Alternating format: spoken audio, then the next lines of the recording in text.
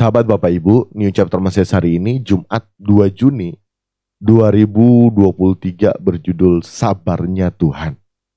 Ya, sabarnya Tuhan. Ayat Alkitab hari ini terdapat dalam Matius 17 ayat yang ke-18. Dengan keras Yesus menegur dia, lalu keluarlah setan itu daripadanya dan anak itu pun sembuh seketika itu juga. Kalau kita membaca ya cerita mengenai Yesus menyembuhkan anak yang kerasukan setan atau boleh dibilang sakit ayan ini ya sahabat Bapak Ibu. Kita bisa melihat histori bersama bahwa Yesus pada waktu itu murid-muridnya yang 9 orang tidak sanggup menyembuhkan seorang anak ini yang sakit ayan karena ketidakpercayaan. Bukan dari murid-muridnya tetapi orang-orang di sekitar situ sahabat Bapak Ibu. Ya, sehingga Yesus marah dalam ayat yang sebelumnya dalam Matius 17 ayat yang ke-17. Ya. Kenapa tidak percaya? Akibatnya menjadi sesat. Berapa lama lagi ya?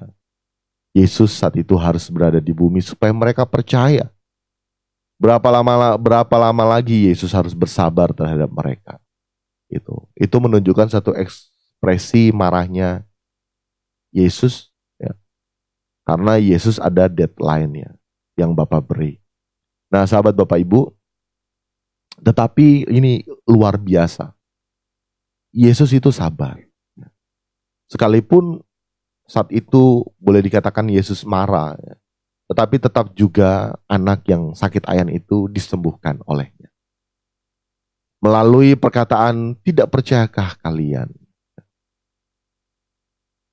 Membangkitkan kepercayaan daripada mereka saat itu. Dan anak itu pun sembuh.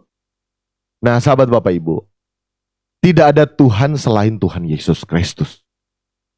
Dia rela mengemban tugas yang Bapa beri sekalipun Kristus adalah Allah. Tetapi tidak menganggap kesetaraan dengan Allah sebagai satu hak yang harus dipertahankan, melainkan Kristus rela mengosongkan dirinya sendiri. Kristus rela berinkarnasi sebagai manusia dan taat bahkan sampai mati di kayu salib. Saat ini Kristus sudah tidak bersama-sama dengan kita ya, secara lahiriah. Tetapi perlu kita sadari bahwa ada penolong yang lain. Dikatakan dalam Alkitab penolong yang lain. Yang apa? Yang sama dengan Kristus. Yakni Roh Kudus. Yang dianugerahkan bagi kita manusia yang percaya kepadanya. Yang percaya kepadanya. Jadi saat kita percaya kepada Kristus ya, ada Roh Kudus dalam diri kita. Jadi jangan main-main terhadap kehidupan kita yang mengklaim sebagai pengikut Kristus. Yang benar percaya kepada Kristus. Karena apa? Karena Roh Kudus ada dalam diri kita. Tuhan Yesus memberikan penolong yang lain. Roh Kudus. Dan Roh Kudus itu ada dalam diri kita.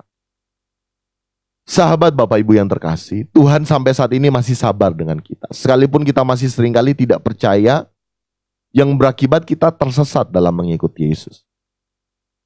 Tetapi Tuhan sampai saat ini masih sabar menunggu kita untuk bertumbuh dewasa. Karena saat kita dewasa barulah kita memiliki percaya yang benar kepada Tuhan. Kita tidak lagi meragukan Tuhan, melainkan kita percaya dengan benar kepada Tuhan. Dan tentunya percaya ini bukan hanya sekedar pengaminan akali. Apa yang menurut kita benar berdasarkan pandangan cara pikir kita sendiri, ya, melainkan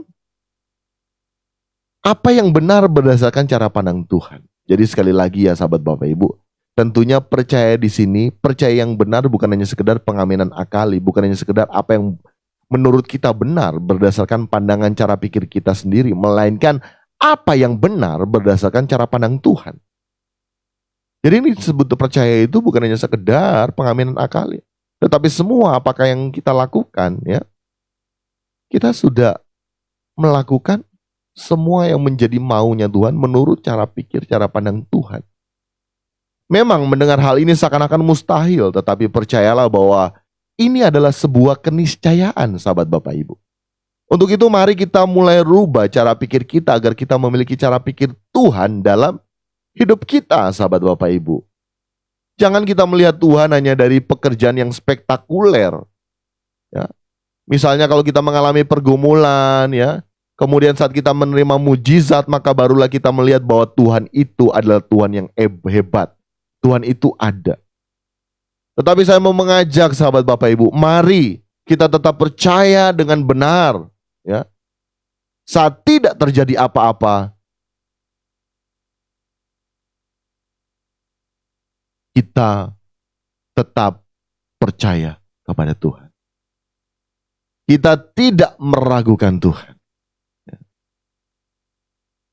Justru saat seakan-akan Tuhan itu diam, saat itulah kita sementara menerima kasih karunia Tuhan agar kita bertumbuh dewasa dalam Tuhan. Untuk itu mari sahabat Bapak Ibu, kita responi kesabaran Tuhan, sabarnya Tuhan. Dengan hidup yang terus berjuang semakin berkenan di hadapan Bapa. Kita bertekad untuk all out bagi Bapa. All out. Toh juga semua perjuangan kita sebenarnya di kesementaraan ini untuk kebaikan kita sendiri loh sahabat Bapak Ibu. Nantinya kita akan dimuliakan di langit baru, bumi baru. Amin. Mau hidup gampang, mau hidup mudah, ambil pilihan sulit. Ya, ambil pilihan sulit. Responi sabarnya Tuhan. Dengan kita mau berjuang untuk hidup berkenan di hadapan Tuhan. Mulai dari pagi hari, kita pikirkan hal-hal yang berkenan di hadapan Tuhan. Dan kita lakukan semua yang berkenan di hadapan Tuhan.